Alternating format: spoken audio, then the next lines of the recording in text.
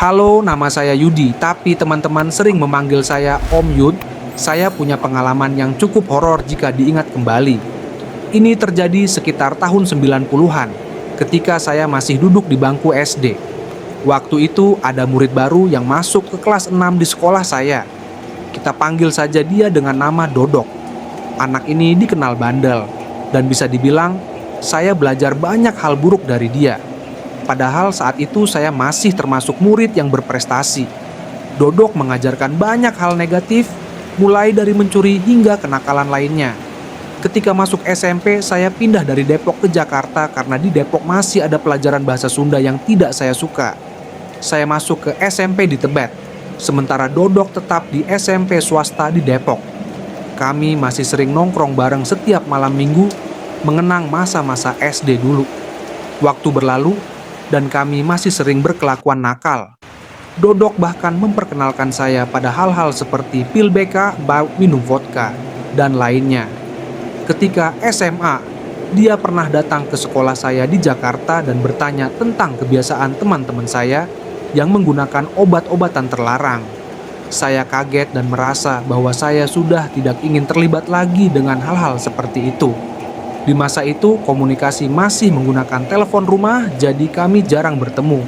Tapi Dodok tetap saja sering membuat masalah. Sampai suatu hari saat dia datang ke sekolah saya benar-benar marah dan memutuskan untuk menjauh darinya.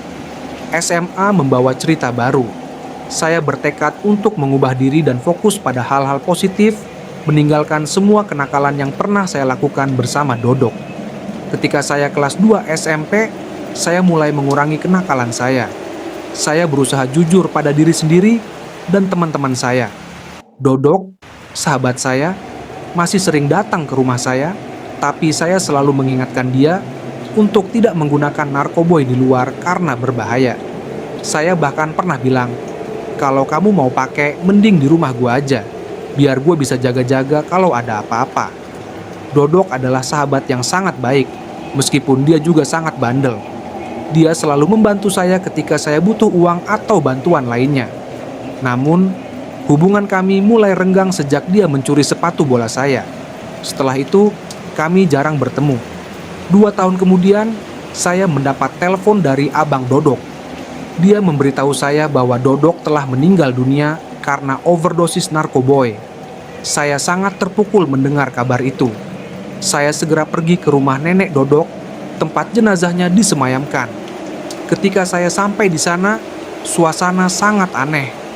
Teman-teman dan keluarganya terlihat biasa saja. Bahkan ada yang tertawa dan bercanda. Saya merasa tidak nyaman dengan atmosfer tersebut. Saya berinisiatif untuk membantu mengurus tenda dan persiapan lainnya. Tapi saya merasa tidak dihargai oleh keluarganya. Saat proses pemakaman, kami mengalami kesulitan memasukkan jenazah Dodok ke dalam liang lahat. Setelah beberapa kali mencoba, akhirnya kami berhasil. Saya merasa lega, meskipun suasana tetap terasa aneh. Setelah pemakaman, saya pulang ke rumah dengan perasaan campur aduk. Malam itu, saya merasa ada yang aneh di rumah. Adik saya mengatakan bahwa dia melihat bayangan Dodok di sekitar pohon bambu di halaman rumah. Saya mencoba untuk tidak terlalu memikirkannya, tapi perasaan itu tetap menghantui saya. Suatu malam, ketika saya baru selesai salat, saya mendengar suara yang jelas memanggil dari luar. "Bukain dong, Dut!" Suara itu berkata. Saya mengenali suara itu, suara Dodok. Dengan perasaan campur aduk, saya membuka jendela kamar saya. Dari jarak sekitar 5 meter di bawah pohon pisang di kebun belakang, saya melihat sesosok pocong. Itu adalah Dodok. Dia berdiri di sana terbungkus kain kafan putih bersih. "Ngapain lu, Dok?" saya tanya. Dia meminta maaf atas semua yang telah dia lakukan, terutama mencuri sepatu bola dan jambu saya. "Maafin gua, Yud," katanya dengan suara penuh penyesalan. Saya akhirnya memaafkannya, dan sesaat kemudian dia menghilang ke balik pohon pisang. Malam itu terasa sangat aneh, dan suasana kembali sepi.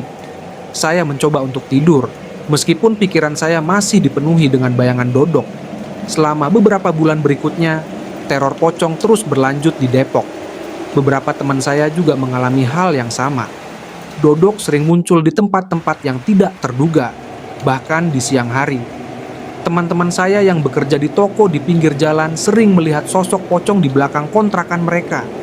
Mereka ketakutan dan lari. Saya mencoba untuk tidak terlalu memikirkan hal itu, tapi cerita tentang Dodok terus menyebar.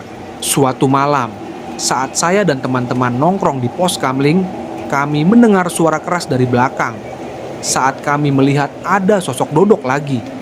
Kali ini, dia sudah tidak berbentuk pocong, tapi wujud manusia. Saya merasa sedikit lega, meskipun masih ada ketakutan. Kami semua mulai berdoa agar arwah Dodok tenang.